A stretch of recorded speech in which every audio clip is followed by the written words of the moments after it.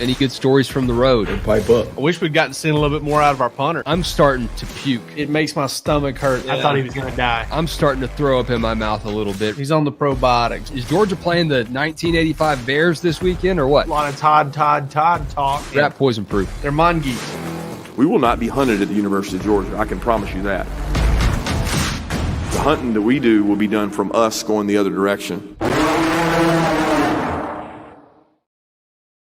Well, here we are, guys. We got the 2024 Georgia opponents list. Let's just dive right into it, not waste any time. And I like that our graphics team at On3 kind of pitted the 2023 schedule up against the 2024 schedule. So you can really get a sense of how much tougher this is going to get. If you're listening on audio on podcast, I'll just read it out to you. 2023. UT Martin, Ball State, South Carolina, UAB, all at home. At Auburn, Kentucky at home. At Vandy, Florida and Jacksonville. Missouri at home, Ole Miss at home. At Rocky Top, and at Georgia Tech. Pretty manageable. 2024, these are just the opponents. We don't know the dates yet. Clemson, we know that one. First game of the year, neutral site in Atlanta. UMass at home. These are all the home opponents, okay? Georgia Tech at home, Tennessee Tech at home. So that's your non-conference opponent schedule. Here is where it gets juicy and really freaking hard. Florida in Jacksonville, Auburn at home, Mississippi State at home, Tennessee at home. And then the road slate is just brutal, guys. Alabama in Tuscaloosa is the closest road trip. Then you also go to Kentucky. You play at Ole Miss in Oxford. And you play at the newcomers, Texas, in Austin. What a stretch, fellas. I'm telling you right now, for us as reporters and guys that cover this team, it's fantastic to see the games that Georgia's going to have that season. Now, we got to figure out logistics. And as Jake said on our group text, what's crazy, I believe the shortest distance for a away game would be Tuscaloosa. So you look at this, Georgia's going to play 5 games on the road there with that Florida game in Jacksonville. So, man, Austin, Bama, Ole Miss. Ole Miss was the one that, I called Jake Rowe earlier, and we put together some sources and kind of figured that one out kind of late in the afternoon. And when I found out they were going to Ole Miss on top of what they had, takes it to another level. Sneaky game, Ole Miss, but obviously the headliners will be at Alabama, at Texas, and the Georgia fans on DawgsHQ on our message board. I think you guys kind of get the pulse. You see Twitter talk. Why did Georgia have to go back to Alabama after they went 2020? Even though that was a COVID season, it wasn't a full. You didn't get Bryant Denny on steroids like you will in 2024, but Georgia going back there, you think about that Vanderbilt game they lost in 2020. So kind of trying to erase the memory of that 2020 COVID season, but Georgia is going back to Alabama. And guys, it's going to be an absolute loaded, and I think Wes used the right term there, brutal 2024 schedule. And the one thing, man, I'll say about all of it is I was sitting there watching it, and as they flashed through every team, I caught myself saying, "Oh, that's hard.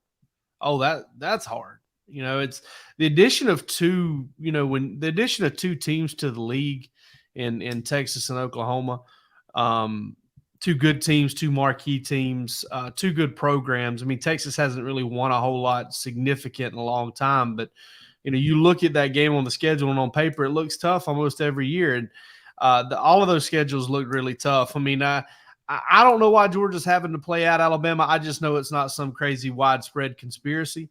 I mean, it's one of those things where I just either I don't care enough or I'm not smart enough, probably the latter, to figure that out, to figure out exactly why that had to happen that way. I mean, I know why Alabama couldn't play Texas because they're playing them back-to-back years already. They're not going to let them play a 3rd year in a row to do that. So that's why Georgia's not getting that, Oklahoma game that it's missing this year. But, I mean, there are some good games on there. There's some fun games on there. I think the big storyline for me is not Texas. It's not Alabama, although I'm looking forward to both of those games. Kirby gets to go get some vengeance. He gets to go get some revenge on his first loss as a head coach in Oxford, Mississippi. Well, he gets to – they took one that day. Yeah, they took one, a big one. So they took one.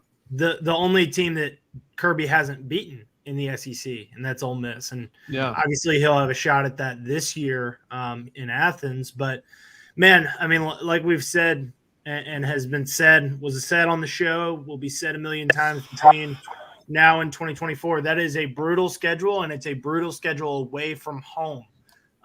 Greg McElroy pointed out the 5 opponents that Georgia plays away from Sanford Stadium. Heck, if you want to include Clemson in there too, but the 5 SEC opponents, they went 40-25 this past year.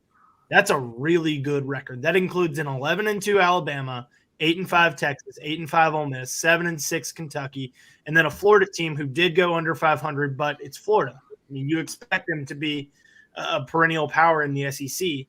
Those are not cakewalks that Georgia's walking into. Any road game in the SEC is going to be tough. It's certainly tough when you've got a target on your back like Georgia will have and does have. But, man, when you play opponents like that too, it just makes it that much more difficult. And there's a question for you. Y'all, all three of y'all maybe can answer this. Is 2024 the year the SEC goes to the ABC 8 o'clock primetime game? Yes. 2024, yeah, that's when that happens. And, Ro, you and I were talking earlier. I was wrong. The CFP expands in 2024 too. Yeah. So it all goes down in 24, baby. It's like Jack Bauer. Bauer. And ultimately, that they will get the ability to have that 8 o'clock game. They'll do whatever they want to with it. But you can bet Georgia, Texas, Georgia, Alabama. Those are going to be 7 o'clock local kicks. Both of those games are going to be 8 o'clock Eastern ABC.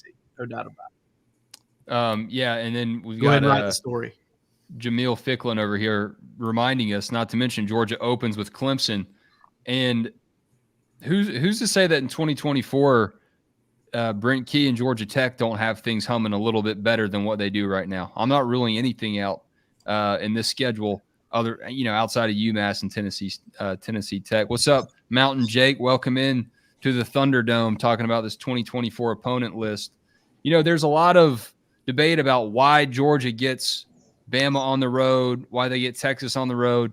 Look at what Bama's doing too, though. Bama goes to Oklahoma, and that really made me realize I think the SEC, it's not really me just thinking it, I think it's pretty clear.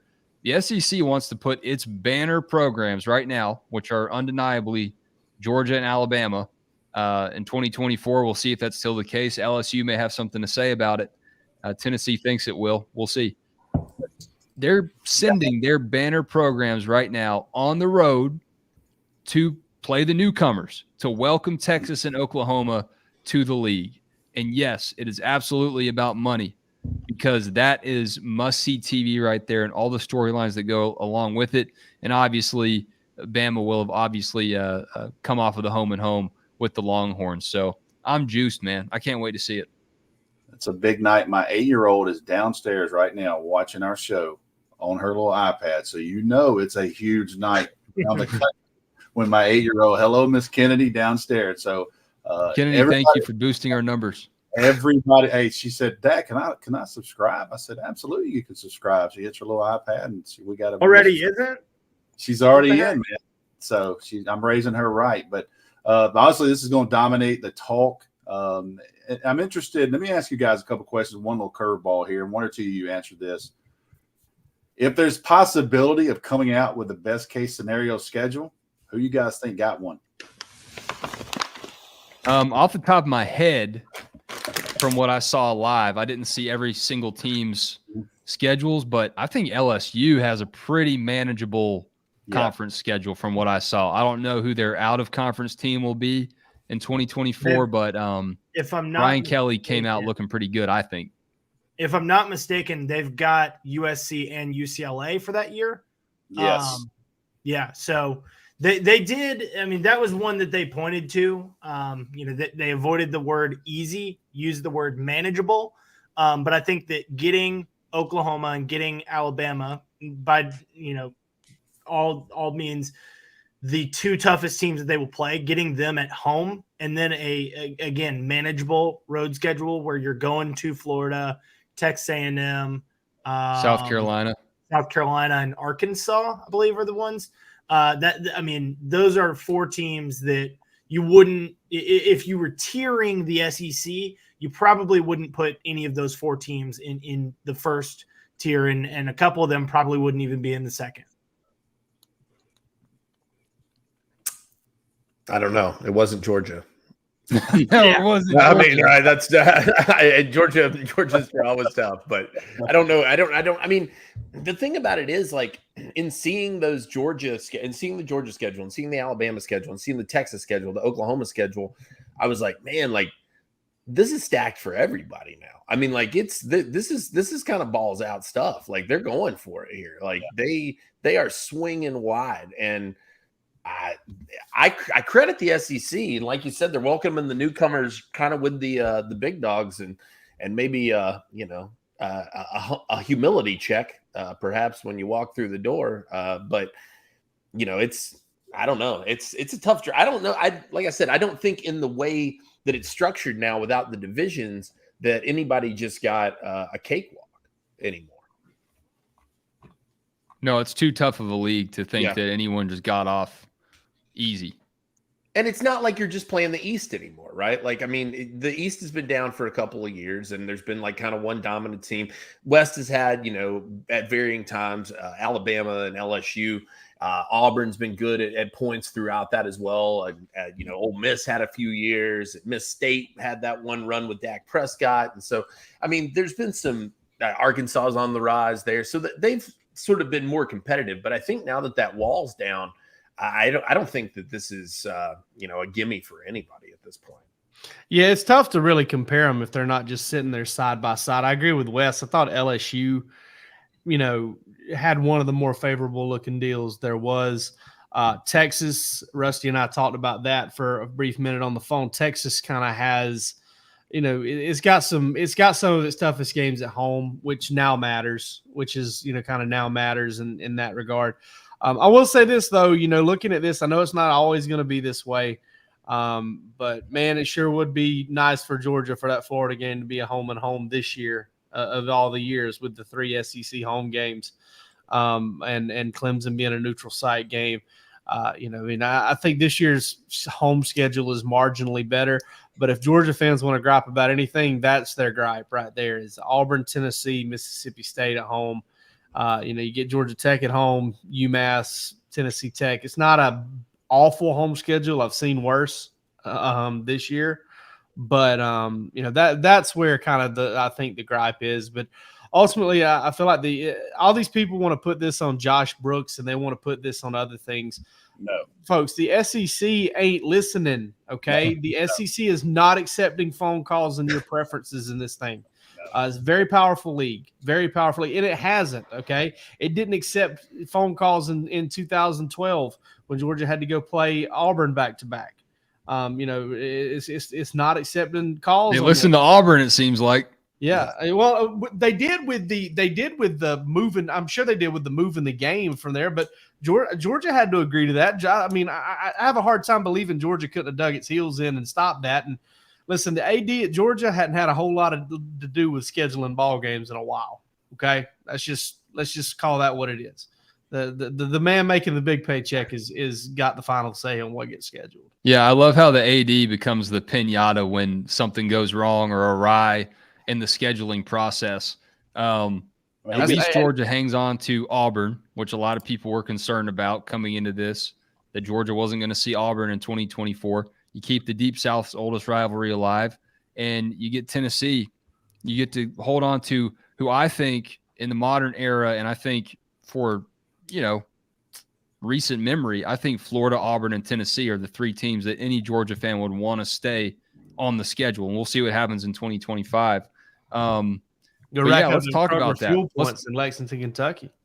What's that? Go rack up the Kroger fuel points in Lexington, Kentucky. Yeah, that's right. In the frozen food section there.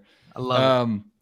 let's talk about what Georgia fans love and what they hate about this schedule. You touched on what they hate. They hate how tough it is, obviously. They hate that you're going to Alabama when it should be a return trip. But I think there's a lot to like about this too, not just for us in the media. And I think when you see that Georgia has a chance to go play at Bama again, get some revenge, there's a lot of revenge tour on this schedule. You get a chance to get revenge in Tuscaloosa. You haven't won there since 2007. Haven't beaten them in the regular season since then either. And you get some revenge at Ole Miss, and you get to get some revenge against Texas. I think that's pretty appealing. Here's what, and Wes, guys, correct me here if I'm wrong, but I got a text from a buddy who's a season ticket holder who goes to a lot of games, and he said, Rusty, read this. He said, Rusty, we got a great schedule, but you do understand if we go 10-2 and say we're a 9 seed, we would play 3 more playoff games on the road. So you start talking about travel, So I mean, there's a lot. One of them would be on the road in a true road atmosphere, but the ones beyond that would be neutral site. No different than but it wouldn't be in Athens though. Correct. You know what I mean? Correct. So you're talking about 3 more times you're going to get in a car if Georgia wins or a plane to go see them. So I think, I don't think the true Georgia fan is really upset with this schedule. Like, let's go ahead and let's find out. We are the big dogs. Let's buckle it up and find out. I think you look at the schedule and there's a lot. It takes a lot of money to be a Georgia Bulldog fan already. But you look at 2024, my goodness, if Georgia makes a run and say they play that last game to get to that point through the playoffs, there is no telling where Georgia could end up. They could end up at Penn State in a whiteout in December. Well, hey, good news. I will say, though, that I have a hard time believing that if Georgia goes through that gauntlet and everybody plays as expected, even at 10-2, I don't think you're going as a 9 at that point. And listen, he's probably been in a little bit of something. He's been in the song. It sounded good. It sounded good, but I'm with you on that. Yeah. And the good news for your friend, the national championship game's in Atlanta that year. Oh boy, there you go. If you make it through all of that, you can stumble down the road. You get rewarded with a neutral site home game. Yep. Nice. Yeah, someone pointed out on Twitter, engaging with DawgsHQ, always appreciate that Georgia could potentially play Clemson twice. If you look at a potential CFP matchup, you could potentially play a team like Alabama or Texas at least twice. Wrap your mind around that. I mean, things are going to change so quickly in 2024. I hope everyone's buckled in and has their affairs in order on the Delta Sky Miles Amex. You might be using it a lot. Speaking of your Delta Sky Miles Amex, start racking your points up. Yeah, no doubt. Start racking your points up at Breaking T if you need a new Georgia shirt. We all know you do. And Palmer's got one on right now, our influencer. Let me get Palmer ISO'd here. Show the people at home. There you go. Philadelphia. We're trying to sell shirts here, not to get people to tune out of the show. That may be a 1 of 1 or 4 green Philadelphia dog shirt. We're yet to confirm that. But head on over to Breaking T. So many things to choose from. We're waiting on the Stetson shirts to show back up. I'll be talking about him a little bit later in Chopping Wood. But right now, I'm chopping wood about these shirts. All the team glory to the championships gear that you could want over at Breaking T in red, white, black, gray, and Brock Bowers caricature style. Man, Georgia will probably be missing him in 2024. Head on over to Breaking T and get yourself a nice T-shirt. Guys, when you talk about the 2023 schedule, all this scuttlebutt of how hard 2024 can be, I think people will now maybe look at this 2023 schedule and say, all right, Georgia, you got a little bit easy this year, but we know what's coming. No one's feeling sorry for the Dogs, but I think the context of 2024 and that gauntlet maybe will make people think a little bit differently about how easy this one is coming up. Nobody's complaining about the 2023 home schedule now. I can assure you of that. Nobody is pissed off about the home schedule, knowing what's coming in 24 for sure. And rightfully so. I mean, that's that. I think everybody around the country is probably sated, not just Georgia fans. I think everybody's like, yeah, okay, that's fair. They're getting their due. They're making up for it. And listen, I mean, the schedule would have been. We've talked about it ad nauseum, but it would have been a lot better, obviously, looking if Oklahoma had stayed on there. Now you don't have to really worry about that. You get a pass for this year in some respects, and then next year it's just on, dude. So I think that for all the crying that people did about the schedule soft, Georgia got its due. They make up for it. No, they did, definitely. When you look at this 2023 team, I hinted at Brock Bowers being missed in 2024. Who do you think will be ready to step up in 2024 that maybe their junior year, eyeing an improvement season to get ready for the league, or someone we're not talking about right now who could be a big dog in 2024 that might make people not worry so much about how tough that schedule is? I mean, you're going to have Malachi Starks and Michael Williams still on that defense. Those are the first two guys that come to mind for me. Yeah. I mean, Jalen Walker is somebody that I think will be asked to step into a much bigger role that season because you're looking at Georgia's linebackers for this year, and you feel good about it, with Jamon Dumas-Johnson and Smile Munden there, both returning after finishing first and second on the team in tackles. Odds are they're probably both gone. And then you're turning the page to Jalen Walker, Raylan Wilson, CJ Allen. CJ Allen, Raylan Wilson are two guys. Davian Sorey. I mean, yep. And let's be honest, they're not going to lose everybody. Right. They're going to have a Cedric Van Pran or two, not him specifically. He's going to be gone. But they're going to have a guy that's going to surprise you by coming back, or two or three. It's not going to be Brock Bowers or Cedric Van Pran. If it is, there needs to be a parade. It'll be somebody, man. It'll be it'll be a Dominic Lovett or a Lad McConkey or something or somebody. Arian Smith, Ra Thomas. Yeah. I mean, there's something like that. It's not going to be one.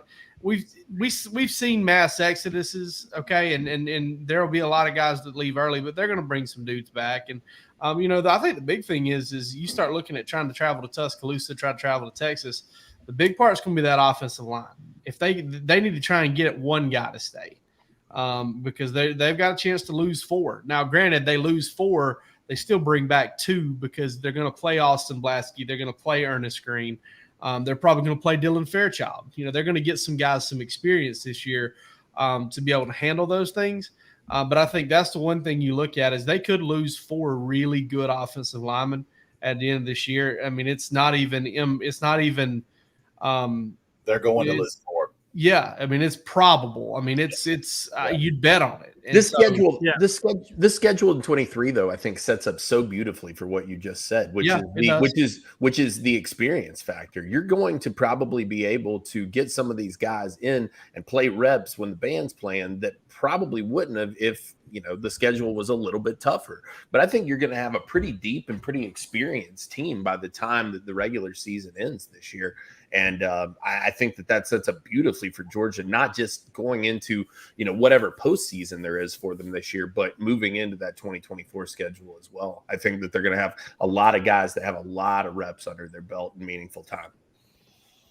Yeah, it's almost how like in 2021, Nakobe Dean and Jordan Davis and all those guys were off the field by the third quarter, midway through the third quarter, and you saw some of the younger guys step up and get reps. I think that's absolutely on the money, Roos. You could have a very similar effect there and see guys that could be the face of the defense, face of the offense in 2024. We'll see what happens at quarterback, and that's where things could really get interesting. Oof. If Carson Beck decides to stay for whatever reason, gets hurt, that's where you want to talk about some question marks. Plus the two top dogs coming in as freshmen in Raiola and Puglisi. Woo! No, I mean, I can tell you the tone with which you just said that, Wes, is something that's kind of baffling me about the whole quarterback thing, because it really does seem that there is this assumption. And listen, I've got a high opinion of Carson Beck. I think he's going to have a really good season. I really do. But there's this assumption. It's like, oh man, Carson Beck's gone after this year, and I don't know, man. That's a hard leap for me to make. There aren't many of those guys. I got to see it too. I had to see it. Richardson started a year and a half. Now I'll tell you this: if you better hope he's leaving, because that spells some really huge things for this season. You know what I'm saying? If he's out the door, I also think he can go out there and have a really good season and be like, "Hey, I need to come back and do it again." Because we've seen some guys go 1 year. We've seen some guys go 1 year and get drafted, and that's fine. That's great. But there are way more that the NFL has rewarded, especially with Carson Beck's skill set, especially with being a pocket passing quarterback. Way more out there that get rewarded for 26, 30, 35, 40 starts at the college level, as opposed to going out there and starting 14 or 15. Yep. If Carson Beck is gone, he has had a Mac Jones 2020-like season. And that will, I mean, like you said, Roos, that will be incredible for Georgia's offense. If I'm Carson Beck, I'm hoping things are going, because those offensive linemen that I know, and a couple of them that I live with, and Brock Bowers are rolling, and Brock Bowers is leaving. Yeah. If they say, "Hey, look, we've got you in the 5th, come on," I'm probably going to leave. I mean, he's going to be a 4th-year guy. You know what I mean? So all the weapons are in place. The schedule's in place. I think Georgia's offensive line is the best in the country. I really do. And when you look at that and we watch the spring game, when you give him time to do what he does, is he Stetson? He's not Stetson. He's not going to kill you with his legs. He's got a bigger arm than Stetson. He's 6'3", 6'4". Brings a different skill set, like Rhodes has said. So I think when you look at Carson Beck, everything is in place for him to be a one and done. Basically, everything's there. I mean, they are absolutely loaded on the offensive side of the ball, in my opinion, especially on the outside. And you got Brock Bowers, period. So you take Marvin Harrison and Brock Bowers, to me, minus a quarterback, those are the 2 best players in college football, outside the quarterback position. So, yes, I'm with you, Wes. I've got to see him take a meaningful minute. I've got to see him take a meaningful season. But if I'm Carson Beck, my mindset right now is light this thing up and get out of here with my boys, because everybody that I came in with and everybody I live with and everybody I roll with is rolling out of town. I'll tell you guys this. TV folks would love nothing more than to see Arch Manning versus Dylan Raiola in that Georgia-Texas matchup. I'm not saying that Dylan Raiola is going to start as a freshman. That's what that would require. But the top quarterback in the country. Palmer Tom's on record on the show tonight. Raiola Manning, 24. Book it, folks. There will be T-shirts. If I'm not mistaken, wasn't that the graphic that we saw for the Georgia-Texas game from On 3? Yeah, but the graphic team, I love them, but they're playing some games. They're getting some people to they're throwing their little hooks out there. Brian Bivens says David Pollock is really high on Beck this year. Yep, he says I am too. In New York. I'm gonna need to see some things before we start talking about Mac Jones and leaving after 1 year and all of that stuff. I just need to see a few things. That's all. More than mop-up do. I don't think that Carson Beck has to be a second rounder to leave. No. If he's a 4th rounder, this guy's a 4th-year guy. It's time to go, in my opinion. Now, I'm not saying this guy's leaving, but I don't think he has to be Mac Jones and be that high of a pick. You know what I mean? If he gets a 4th-round grade, he feels confident with that, and he had a really good year. And Georgia got deep in this thing. Maybe they didn't three-peat, but they got deep into this thing. Had a couple of good, big-time games. I'm just telling you, man, the pieces are in place for this guy, and it doesn't mean they're going to take a drop-off talent-wise, but they're going to have a big drop-off experience-wise to open that season in Mercedes-Benz with Clemson. So we'll see where Carson Beck is. But I get what you're saying, Jake. You know what I mean? He's got to prove it, and we've said it. You guys have said it. I've said it in every interview. Not one person in that room has taken a snap behind on the scoreboard or in a big-time 3:30 SEC game in the first quarter. Miriam Corbin says Dylan will wipe up the floor with art. I love the fire, Miriam. William Griffin says Gunner opens up at Clemson. So that'll be fun to watch, fellas. Let's move on to some Cruton news really quick before we get on to some chopping wood and wrap up for tonight. Guys, it's a big Elite 11 quote week. Apparently, Ryan Puglisi and Dylan Raiola very excited for their Georgia future, but they're locked in on this competition with some really other talented dudes in this Elite 11 finals competition.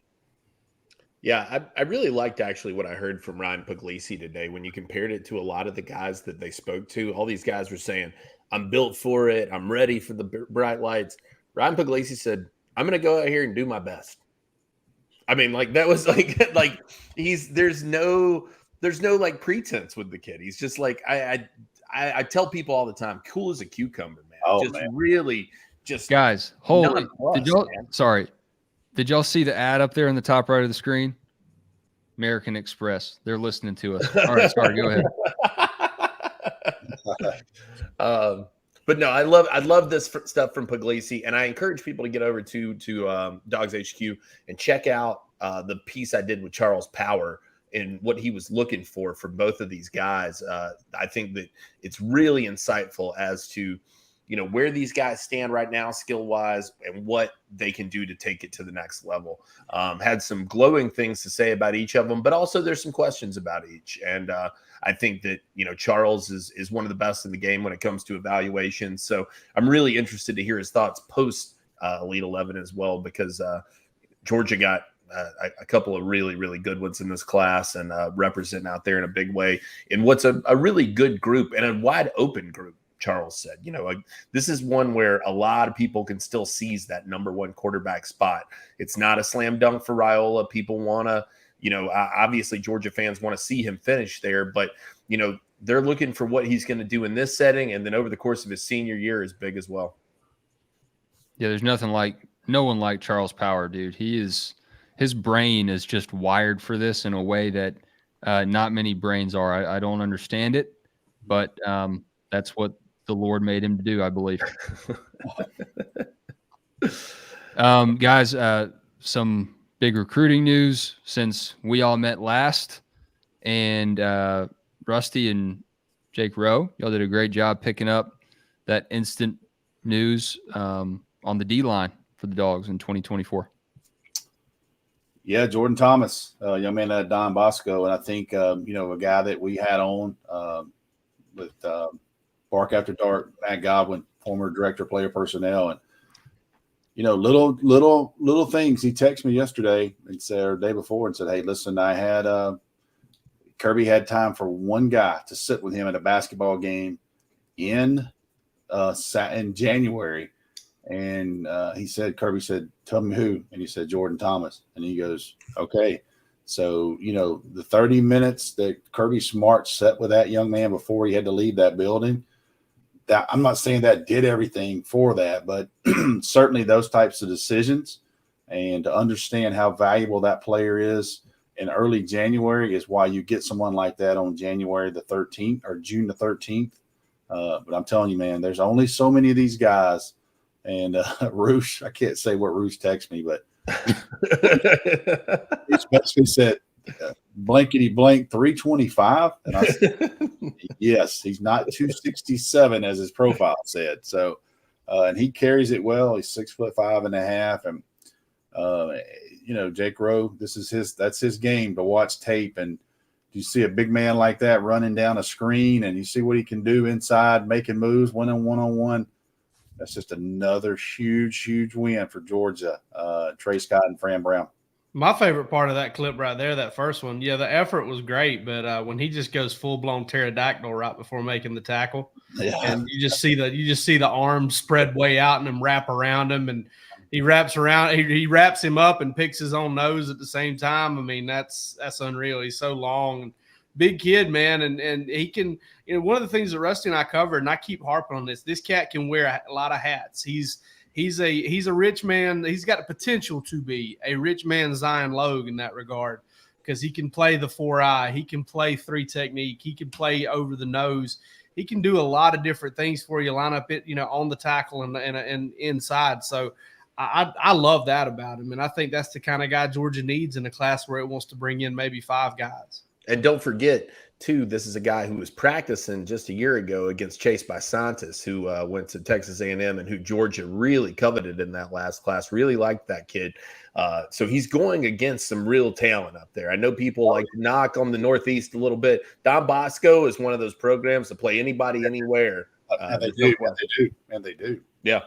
Mm-hmm. Yeah, he looks mean. And what did Godwin confirm? That Georgia, Kirby Smart, Nick Saban, all those elite coaches, they look for wide rear ends when they recruit these guys. And he looks like he was ready to fit in on that Giants turf in that clip we saw a minute ago. He's a big dude, no doubt about it. No, I love the pickup for Georgia. I think that Jordan Thomas, a great one in this class. And listen, South Carolina wanted this kid, Penn State, Michigan. I mean, there were a lot of top schools that were in for this guy and pressing heavily. And Georgia brings him in. And shout out to Fran Brown, man. Just turning out to be an absolute ace for Georgia across the board. I mean, you lock up Ellis Robinson. Yeah, sure. No big deal. What do you need me to go do? Dip into the Northeast, go back home and pick you up a D tackle too?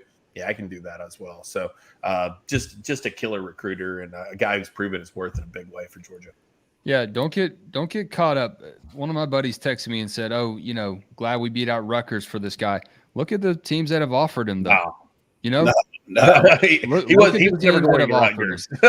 Yep.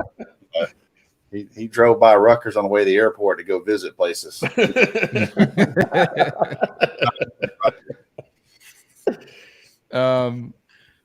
Any other recruiting loose ends y'all want to tie up? Rusty and I are going to have some things tomorrow later on in the week, but it's been a big week for schedule talk, obviously, and Georgia just keeps humming along with these commitments. It's really something to watch. Yeah, and you saw a tweet out tonight from Makai Borio, I believe is how we're saying his last name. He's a big guy out of Creekside down there in Fairburn. A lot of guys have come out of there over the years and said, hey, look, I'm not going to Michigan this weekend. I'm going to be at the University of Georgia, and I'm going to commit on Monday. Now, does that mean slam dunk for Georgia? I don't know. I'm just saying that's not a bad sign. So I was at Georgia Tech today for the Corky Kell 7-on-7. And Creekside was there. So I asked the coach about him. I said, what's the deal? And he goes, I'll tell you this, you better watch Michigan. And I said, okay. And he said Jim Harbaugh came, is heavily on him. Michigan's on him hard. Florida, he goes, if Georgia really wants him, they might be hard to beat. And then I get home and lo and behold, he's got a tweet out. So this guy is 6'5", and I'm not going to get into his personal business, but he is north of 370. So that is a 1 percentile human. And, the guys you see, the Jordan Thomases and those guys that can play, and the Justin Greens and those type of guys that can play outside, they can move around, where they got to have a big anchor in the middle with that crowd to kind of create those one-on-ones for them. So you look at a guy like this. I saw him play for Creekside. He started his high school at Lovejoy. Georgia offered as a freshman. Georgia was on him a little while, kind of backed off a little bit because he gained some weight, but he showed last year at Creekside he can play like that. He's a disruptor, and then obviously he needs to lose some weight, and he will in college. But there's me too, buddy. Me too. You'd be a great anchor too there in the inside. I just don't know if you're get rolled over, dude. I think I'll tell you this too, and I mentioned it on the last show about Del McGee. Trey Scott heard the slander, buddy. Trey Scott came into June and said, "All right, let's go. Let's go. You want to go? Let's go." I tell you what I love about that big nose tackle kid. His last name sounds like a breed of mastiff. It sounds like a certain breed of a mastiff, of a bulldog of some sort, a Borio bulldog or something. Yeah, so, a Borio. Yeah. No, somebody who there's been no slander about in Glenn Schumann. Got a target that's announcing his commitment tomorrow. Joseph Phillips between Auburn, Clemson, Georgia, Tennessee, and Texas A&M. Between Georgia and Auburn, in my opinion, it's not nobody else really in that thing, and that one's going to come down to the wire, I think. Yeah, visited both those schools 3 times. He's taken his official visit to UGA. I think Georgia had a lot of momentum here, but let me phrase this: he is from Tuskegee, Alabama, which is about 25 minutes from Auburn. And right now for me, as we take this on Wednesday night, I would have to probably say Auburn, and that's kind of to where I made the point on our message board to do the RPMs. If I would have done RPM on him, our recruiting prediction machine on 3 for the last 10 days, it probably would have been Georgia. But these things aren't over, so don't people get too bent out of shape with this right now. I would say Auburn has a lot of momentum on this deal and could very well end up at Auburn, but. Glenn Schumann is not going to win every one of those battles. And let's be honest, people are walking in the living rooms on these OVs and saying they just got Raylan Wilson, Troy Bowles, and CJ Allen. You know what I mean? And, they got other guys in front of them. So they're battling that depth chart stuff with that. And I feel confident Georgia, they're trying to hold on to DeMarcus Riddick and see if that happens. But I feel confident at the end of the day, Georgia will at least sign 2 inside backers for this class. But it's going to be interesting. They're going to have 2 more guys in town this weekend. We will have an update on the OV visit list probably no later than Thursday evening for this weekend. But they will have 2 guys at that position this weekend. So we'll see what happens. So we should know tomorrow on Phillips. Joseph Phillips. Yep, Joseph Phillips. Yep. And I'll say this too about the Auburn thing with Phillips here. I think I'm sorry. Justin Williams is who we were talking about as well. Justin Williams. Yep. Joseph Phillips is. I think it's fair to say that he is a bigger need for Auburn than he is for Georgia, and they're able. Not only are they close to home, but they need to win a battle like that close to home. That's the kind of thing that they have to do to kind of get back on the right track and be who Auburn wants to be. And so I think that it does mean probably more to the Tigers in that race. Georgia's going to be okay without him if it ends up going that way. But I'm not saying they don't want him by any stretch of the imagination. But I do think that it's the case that Auburn probably needs him more than Georgia does. 100%. Need is certainly a big word to use for Georgia and an inside linebacker, right? Because they've got, we talked about it earlier, talking about what they might lose this year with Jamon Dumas-Johnson and Smile Munden. There's plenty behind them too. Yeah.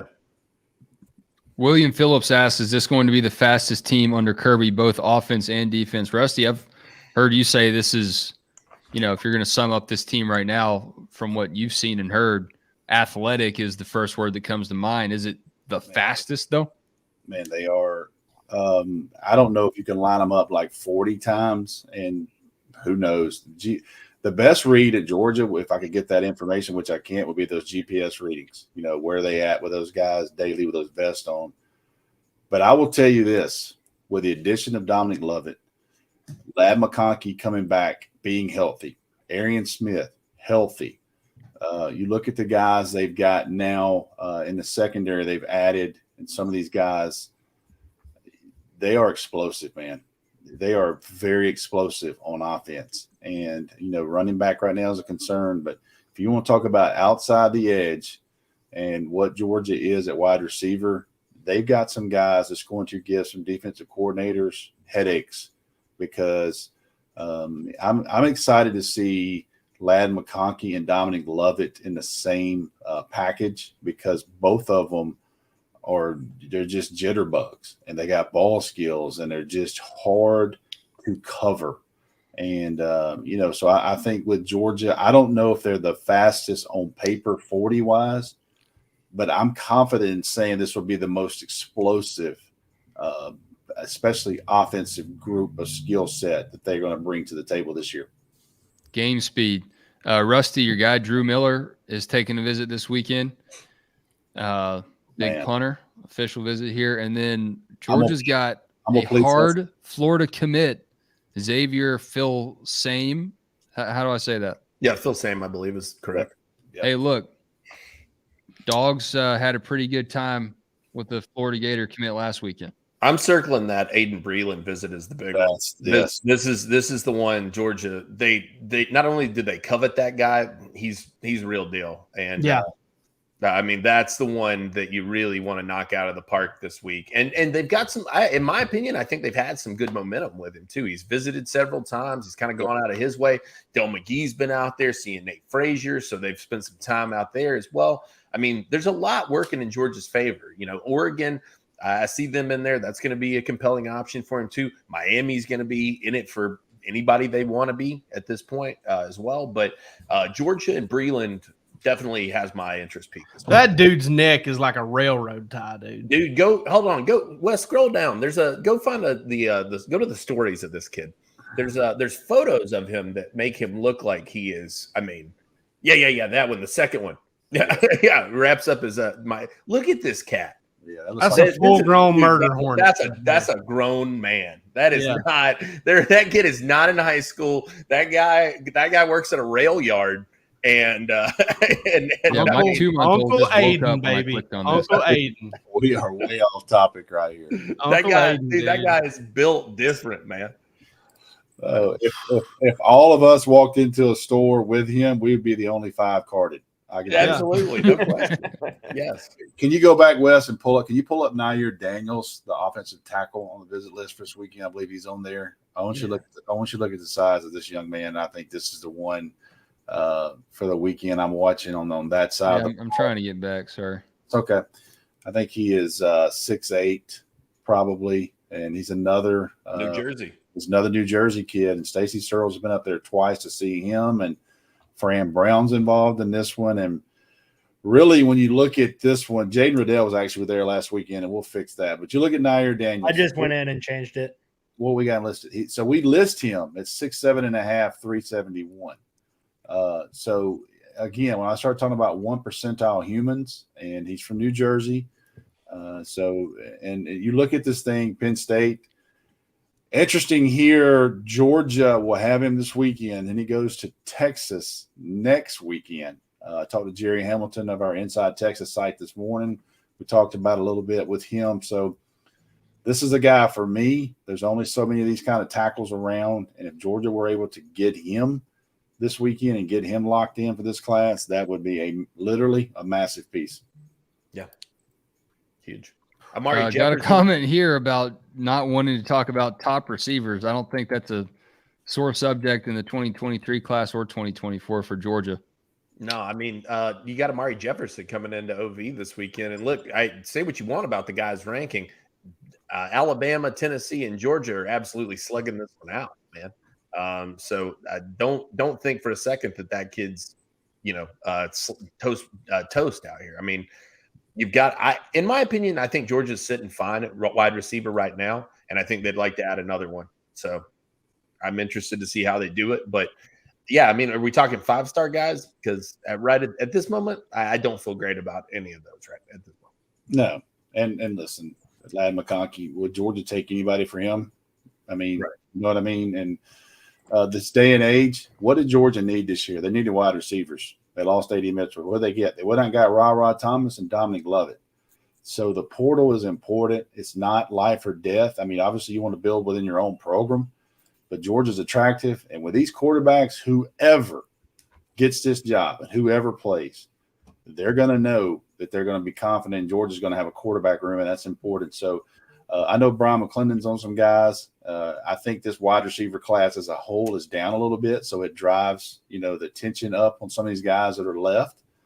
But I think right now, Dylan Bell is a guy. Listen, Dylan Bell, and I'll tell you this. Matt Godwin told me, here's a great source, that Todd Monken stood on the table, and he worked him out himself. And Todd Monken has a wide receiver background, oh, by the way, too. And he was the one that told Kirby Smart, we need to sign Dylan Bell. So tuck that one away here in a couple of years, because Dylan Bell, some of the summer buzz on him too, and he wasn't a 4-star everyday guy. So you just don't get into panic mode about wide receivers right now. I'm pretty confident Georgia's got some depth and some really good players if they can keep those guys healthy. Trust the evals. All right, let's chop some wood really quick. And I know Jake Rowe needs to go to bed. Hey, I will go first, though. I want to chop on the 2025 schedule because as much pissing and moaning is going on about the 2024 schedule, bet on it. 2025 is going to be pretty loaded. It has to be on the comeback. So get ready for that, especially if the SEC goes to 9 games. You probably get some consideration with Georgia getting 3. You maybe get 5 SEC home games. It's going to be absolutely loaded. Get excited. A couple years down the road. Not only that, Georgia gets to go to UCLA early in the year as well. So that'll be a lot of fun. But I wanted to chop wood on that 2025 schedule because I know that the 2024 comparatively, if you look at what Texas gets to do, if you look at what Alabama gets to do, it does kind of suck compared to those schools. But it'll be better in 2025. So if you are a Hartman Fund person or whatever, and you're trying to rack up some points, you're getting close, you need to get over a threshold, take out a loan, talk to your brother-in-law, get it figured out. I'll chop wood about Stetson Bennett. We haven't spoken about him in a few weeks. I'm having some Stetson Bennett withdrawals here. Cooper Kupp was tongue-in-cheek when he said that, maybe he was telling the truth. He said that Stetson Bennett is the most athletic quarterback on the Rams roster who went to Georgia. And that's probably not a lie because I imagine Stetson is more athletic than Matthew Stafford. But the true part of this is Cooper Kupp is actually bragging on Stetson Bennett for the throws that he's making at Rams workouts right now. And LA fans are loving this guy already. He's already brought this mailman mystique with him from Athens to Rams camp. And I really believe this. In the NFL, guys are going to get a chance when they're backup quarterbacks because someone gets hurt, someone's helmet pops off, something happens. Don't give Stetson Bennett a chance and don't underestimate him because I can't wait to see it happen. He's already doing special things, it sounds like. I will chop wood about Wes Johnson and his introductory press conference yesterday. It's safe to say he won the press conference. Just looking at the reaction from folks on the board, being there in person and listening to him, already selling Georgia. He's not yet, completely settled in Athens. He's got a little bit of business to finish up in Baton Rouge first, and not Baton Rouge, in Omaha with the Tigers there. But as he's been balancing it, I really like this quote on this. He's been balancing his responsibilities at LSU as their pitching coach and at Georgia as the next head coach. He said, I wake up really early, I go to bed really late, and I drink a lot of caffeine in the middle. I mean, that's somebody that's working hard. You've got to love that as a Georgia fan. He also said, as somebody that's been around the SEC, been around college baseball before, he knows if you're going to be good, you're going to recruit the state of Georgia. I mean, he's got an upper hand there being in the state of Georgia. So chopping wood about Wes Johnson. You can watch him in the College World Series, see what his Tigers do. All right. I'm going to chop wood about Georgia's recruiters. And I talked about this briefly earlier, but like I said, Trey Scott heard the slander. Del McGee heard the slander. They've answered the bell in such huge ways. There were people that were questioning these guys coming into this summer and saying, can Georgia's running back room get back to where it should be historically? Look, you flip a guy from Florida that Georgia's been chasing for months. You got Dwight Phillips, who's a burner, and you're in it still with a couple of really standout guys in Nate Frazier and Christian Clark is a guy I keep telling people not to take off the board, especially if the Frazier thing goes away from Georgia. You're in good shape there when it comes to the running back room. Then you talk about the D-line. Everybody's saying Trey Scott, oh gosh, he's having to take these guys and elevate them. Well, then he goes out and he adds 2 4-stars, a tremendous player in Justin Green just down the road. And then, oh yeah, we can reach up to New Jersey as well and pull a guy out of the Northeast with the help of Fran Brown. Like I said, those guys have really answered the call. There's not a lot of weak links in this Georgia recruiting when it comes to this coaching staff. And you maybe couldn't have said that last year because Todd Monken, that wasn't his specialty. With these guys, I don't think that's the case anymore. They are pretty deadly, and they're answering the call, like I said, early here in the summer. I'm going to chop wood, and I'm going to partner in with Dylan Brooks here on Sokovie White, UGA commit out of Cass High School. He is from a family of very, very deep Alabama fans, and I know his family. I know his story, and this young man is 1,000% committed to Georgia. I had a chance to watch him again today, and listen, he loves football, and I'm telling you, this kid made play after play after play today. Comes up, first thing, shows me a highlight, and he goes, "Hey, check out this morning." You know, he's just smiling. He's like, starts talking about other players on his team, like, "Hey, this guy's good, this guy's good." You know, already promoting his other players. I turn around and watch Cass, and not only is he playing wide receiver, he turns around and plays corner. He doesn't want to come off the field. And my experience in this is, kids, he's never once asked me why he's ranked or why he's ranked, ever. Every time I see him, he's in a great mood, and he loves football. And I'm telling you right now, that's invaluable in today's game. You get a guy that's got that quote unquote dog in him. Sokovie White's got that. He's converted his family. I think the last time I saw his mom and him at the Corky Kell luncheon, they had a house divided tag with Alabama and Georgia, and he said that is coming off. It's going to have a G on the front of that car. I'm sure that's the case now. So you talking about a great kid, and you know, I don't know how much we'll get to interview him, you know, over when he comes into Athens. But I'm telling you right now, this guy is a great kid. He's super polished, but man, he is a hell of a football player, and Georgia fans are really, really going to like Sokovie White. Don't worry about where he's ranked. Don't even know where he's ranked right now, but I can tell you this, that kid's a damn good football player. I want to piggyback real quick to a quick an extra chopping wood based off of that, because I had meant to mention this quote today. Ryan Puglisi talking about NIL and said, at the end of the day, you picked up a football for a reason. Going into your freshman year, you weren't going to college to try and get paid. You played football because you loved it. That's a pretty refreshing quote to hear. In that quote made so many dads across America just weep tears of joy, I bet. Get your dad a DawgsHQ membership. We will have a link in this show's description. You can now gift memberships to DawgsHQ. That's brand new, and your dad deserves it. So head on over. It is $1 for 3 months of access, $49.99 for a year. And maybe you don't want to give it to your dad. Maybe you want to buy it for yourself. That's okay too. We have a lot of great premium info, message board, hilarity, and hijinks, but it's also fun to be a dog right now, just in general. These are the good years. These are the good days. Don't get too hung up on that tough 2024 schedule. It's still fun to be a dog, and we are really loving every minute at DawgsHQ.com. So join us. This is free stuff. If you like this, you'll love DawgsHQ. For Rusty, Mountain Jake Rowe, Palmer, hope you all have a great evening. Happy Father's Day. We'll catch you again on Sunday evening, 8:30 p.m. Eastern. Peace. Give Dad a steak. That's right. Ribeye, medium rare.